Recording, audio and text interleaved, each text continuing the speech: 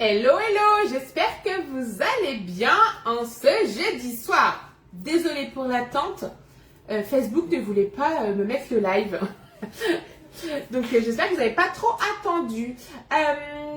Coucou Nathalie qui m'a mis un petit commentaire. Coucou Milan, coucou Brigitte, coucou Céline. N'hésitez pas à me faire un petit coucou quand vous arrivez. Ça fait toujours plaisir. Coucou Steph. Donc vous allez voir que c'est une recette qui est assez simple à faire, une recette qui est de saison. Et on va utiliser un moule que j'adore utiliser, mais que je ne vous montre pas spécialement en live. Bon, je les adore tous les moules, donc c'est assez simple. Je vais juste remettre un petit peu la lumière. Hop. Donc n'hésitez pas à me faire un petit coucou quand vous arrivez. Ça fait quand même longtemps qu'on ne s'est pas vu, je trouve. Donc, du coup, et quand ils avaient annoncé de l'orage, je me suis dit, ça y est, on va encore pas pouvoir faire le live ce soir. Mais c'est bon, pour l'instant, on est entre deux. Donc, on va utiliser le moule des 6 grands ronds. Donc là, c'est top quand vous voulez faire des portions individuelles présentables. Vous pourrez faire aussi bien des présentations sucrées comme salées, même si celui-ci, je l'utilise principalement pour des recettes salées. Le chef de ce soir, même si j'ai pas mis mon tablier, coucou Isabelle, eh bien on va faire le tatin de tomates cerises. Vous pourrez faire aussi tout ce qui est mini quiche, alors mini, non, quiche individuelle. Vous allez pouvoir aussi faire tout ce qui va être tatin, donc de tomates ou tatin de pommes, tatin de poire. Vous pourrez faire aussi tout ce qui est tourte. Donc là, ça fait une belle portion. Il y a vraiment plein de recettes à faire avec le moule. Et donc là, on va faire le moule de la recette de tatin de tomates cerises. Et bien sûr, avant de commencer, qu'est-ce qu'on fait? On va venir passer le moule sous l'eau chaude pour venir enlever toutes les petites poussières. Le mien, il a même un petit peu blanchi. C'est normal parce que ça fait un petit peu que je n'ai pas utilisé. Donc quand il est dans le placard, eh bien, du coup, la matière grasse ressort en surface. Et si on a de l'eau calcaire, alors pourtant moi c'est pas le cas parce que j'ai un adoucisseur, mais il peut blanchir un petit peu, c'est pas très grave. Vous le passez sous l'eau chaude, ça enlèvera le blanc du calcaire qui a séché en surface, mais également toutes les petites poussières qui vont s'être mises parce que le moule, plus il est gras, de meilleure et de qualité votre silicone. Donc c'est parti, on le passe sous l'eau chaude et en même temps on en profite pour se laver les mains. Donc pour la recette, il vous faudra une pâte feuilletée. Bon, par mégarde, je me suis trompée, j'ai pris une pâte brisée. C'est pas grave, ça fera le job. Même si ça ne fera pas le même goût et le même résultat, ça ira quand même. Il vous faudra entre 500 à 600 grammes. Coucou ma petite Sabine, j'espère que ça va depuis tout à l'heure. Entre 500 et 600 grammes de tomates cerises. Moi, il y en a 500. Il vous faudra 150 grammes de fromage de chèvre frais. Donc, type Chavroux, c'est parfait.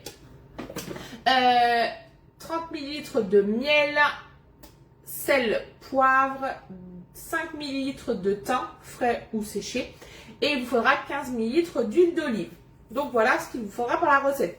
Ça, c'est un plat qui peut être accompagné d'une salade verte. Ensuite, après, si vraiment vous voulez encore plus de gourmandise, vous pourrez rajouter, il existe des mini burrata que vous pouvez venir mettre dessus, de la mozza.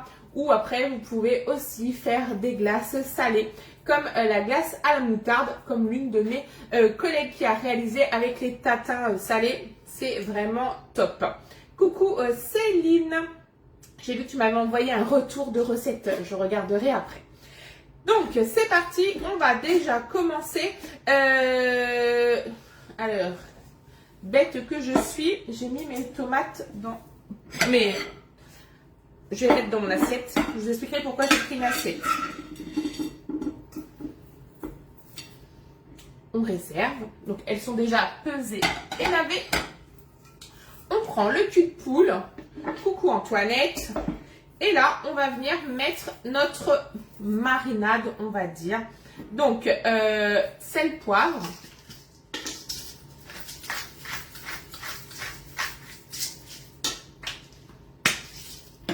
Première fois que je fais cette recette.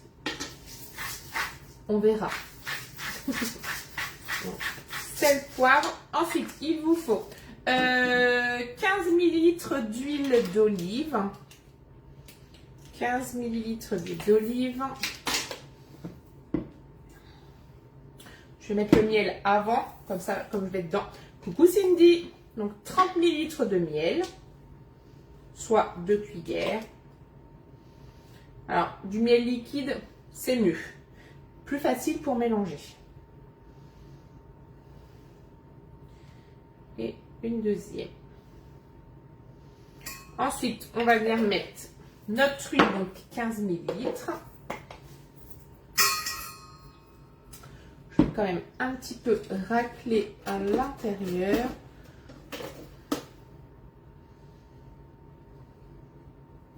Bon, j'espère que vous n'avez pas trop de dégâts chez vous, entre les incendies, la tempête. 15 ml d'huile d'olive.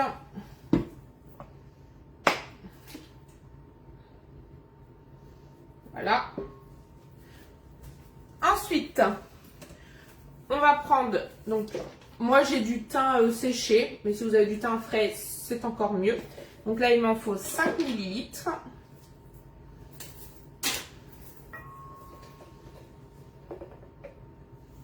Voilà.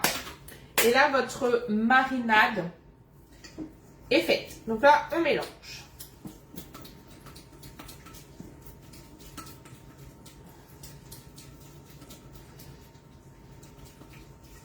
Donc, ça vous donne ça. C'est pour ça que c'est important d'avoir du miel liquide. On va mettre de côté.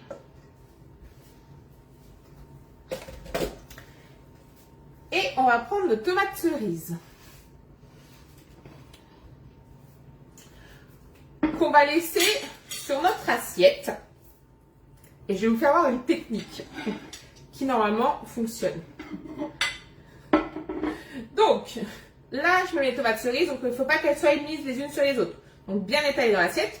On prend une seconde assiette et ça va marcher. Voilà. En fait, il vous faut donc une assiette et une deuxième. Mais il faut un petit espace entre les deux parce que là, vous allez maintenir et vous allez passer la lame d'un couteau. Et normalement, si tout se passe bien, ça va couper toutes les tomates cerises en même temps.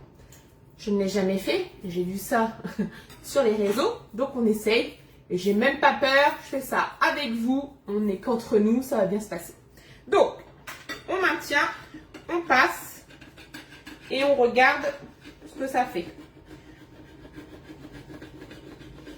Ça se trouve, je vais m'en mettre partout.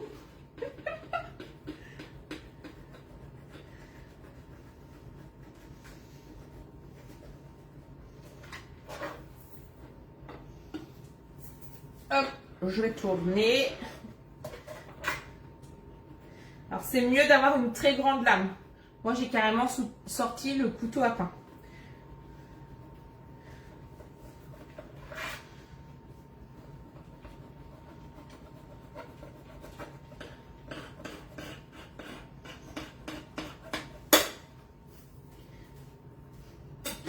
Verdict.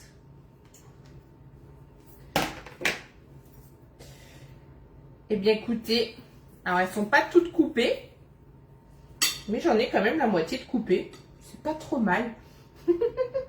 Bon, c'était un essai. Ça va. Bon, il y en a encore quelques-unes qu'il faut que je coupe par la moitié. Du coup, ça va peut-être plus vite de les couper à la main. Bon, n'hésitez pas à tester chez vous, comme ça vous me direz si vous avez réussi. Après, je pense qu'il me faut 2 assiettes plus plates, donc comme celle que j'avais sur le dessus. C'est une assiette Tupperware de pique-nique. Mais bon, c'est pas grave. C'était un test.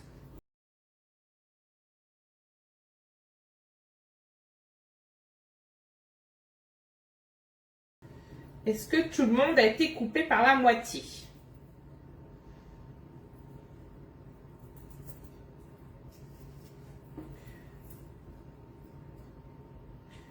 Il y en a qui sont un peu mieux coupés que d'autres. Coucou Marie-Ange. Mais ça ira très bien. Donc là, on a donc coupé nos tomates cerises par la moitié. On On les récupère et on vient les remettre dans notre cul de poule. Toujours avec son support, bien sûr.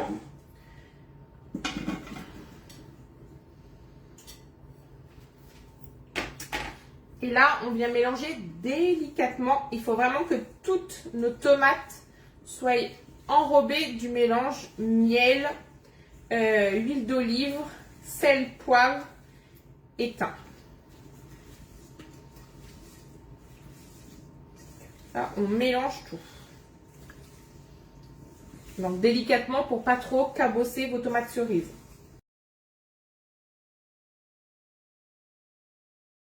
Donc voilà ce que ça donne. Coucou Karine.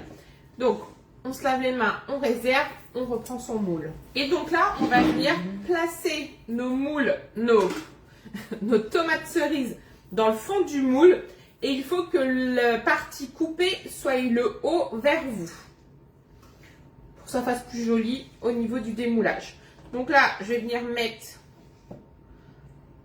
à peu près dans chaque, à peu près à l'œil.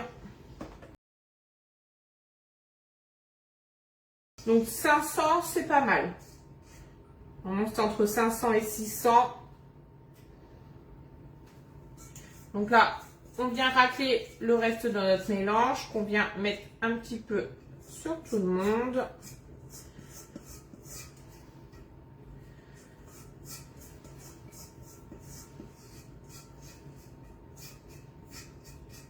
Voilà. On réserve. Et là, on va essayer de répartir, coucou Françoise, nos tomates vers le haut. On va essayer du moins. Il y en a une qui n'est pas coupée, bien sûr. Il y en a une qui est passée à la trappe. Voilà, donc là, on remet tout le monde dans le bon sens. Donc, la partie coupée vers le haut.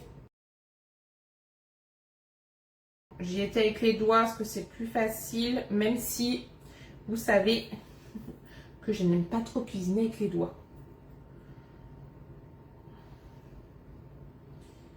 Je ne sais pas si ça va faire de l'orage, mais ça s'assombrit fortement.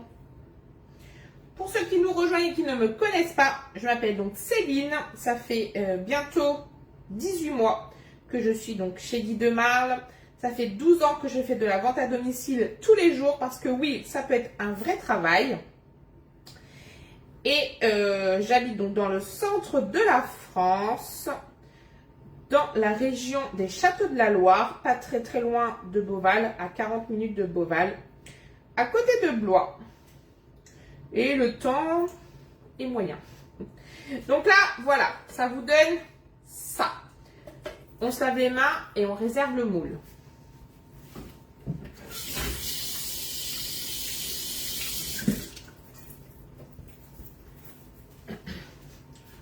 Vous pouvez aussi vous lécher les doigts en passant. Donc là, on met de côté. On va donc récupérer ensuite notre pâte à tarte, feuilletée de préférence. Et on va utiliser nos découpoirs qui sont juste trop bien. Donc il y a deux types de découpoirs.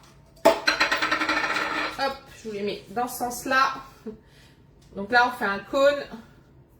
Et du coup, avec les bords lisses.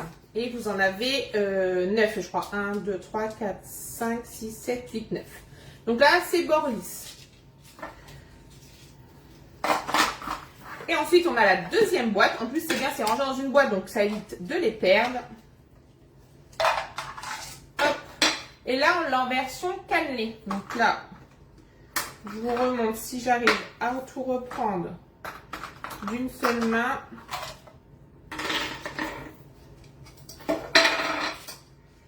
Donc, bord lisse, bord cannelé.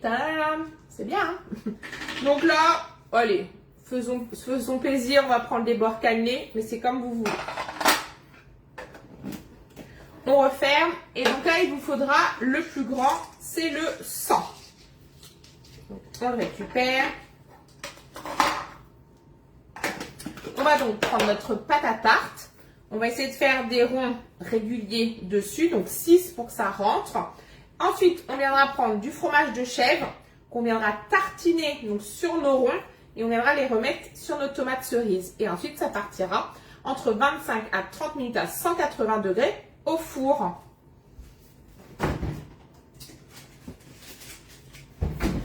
Dans un four préchauffé, bien sûr.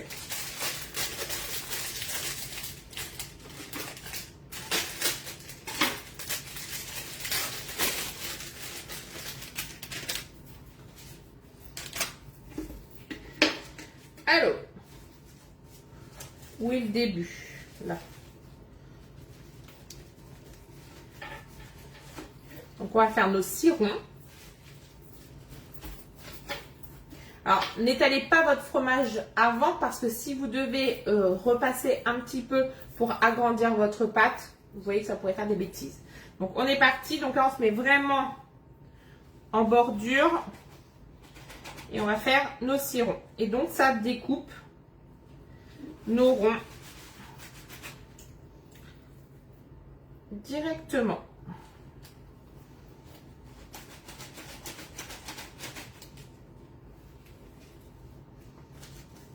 Celui-là, hop.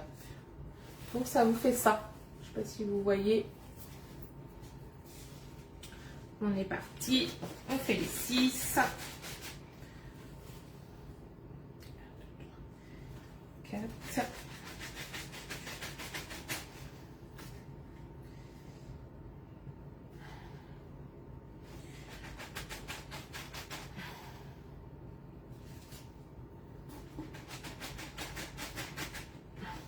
Donc on est pas mal. On vient prendre notre fromage de chèvre. Pour celles qui n'aiment pas le fromage de chèvre, je pense que tu te reconnaîtras. Vous pouvez prendre du Saint-Mauré. Je vais juste enlever le liquide. Hop. On va venir prendre tout simplement notre spatule coudée. On va venir étaler dessus.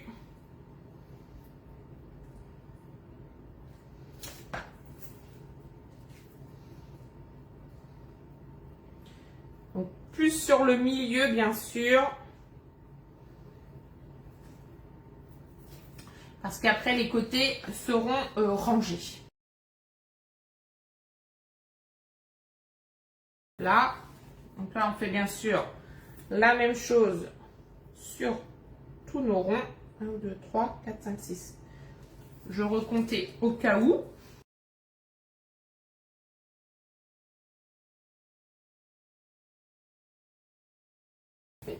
Hop, ici. Je récupère donc mon moule et on va venir remettre donc le rond sur les tomates cerises, le chèvre sur les tomates. Hop. Donc là, je vais déjà tous les mettre à l'envers et on viendra ranger après correctement la pâte.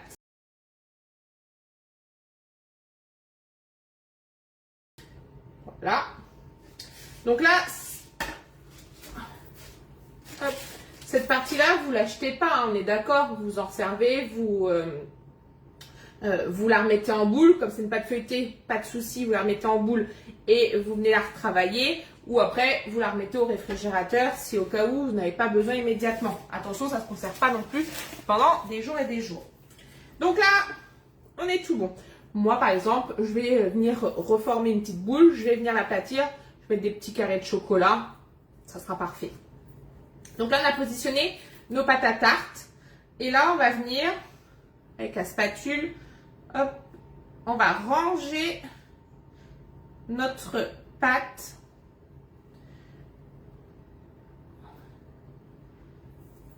au niveau des tomates cerises. Comme si on allait river en fait. On rive pas le lit, là on rive la pâte.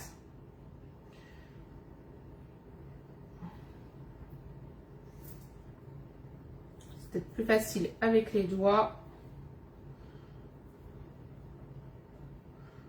Voilà. On borde. On borde la pâte. Coucou Séverine. Voilà.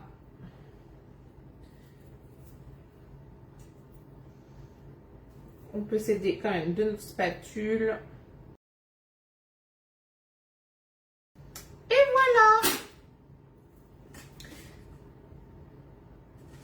La recette de ce soir est terminée. Donc là, ça donne ça. Et on n'a plus qu'à mettre au four. Hop.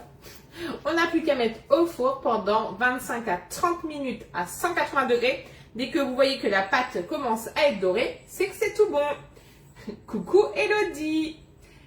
Eh bien, je vous souhaite à tous une excellente soirée. Vous retrouverez bien sûr l'ensemble des produits et de la recette rapidement sur mon Facebook. Ça y est, je suis quasiment à jour. Il me reste plus qu'une recette à mettre en ligne qui est en train de charger.